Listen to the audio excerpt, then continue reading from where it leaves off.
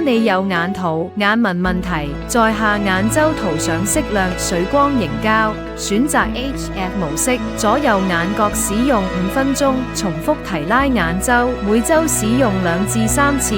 提大家 ，HF 射頻能量高，只可用於下眼周。如果你有眼皮鬆弛、眼窩凹陷問題，搭配適量水光凝膠使用。選擇 EMS 模式，左右眼角使用5分鐘，上下眼周全眼可以用，每周使用2至3次。如果你有黑眼圈、眼水腫問題，使用冰敷模式。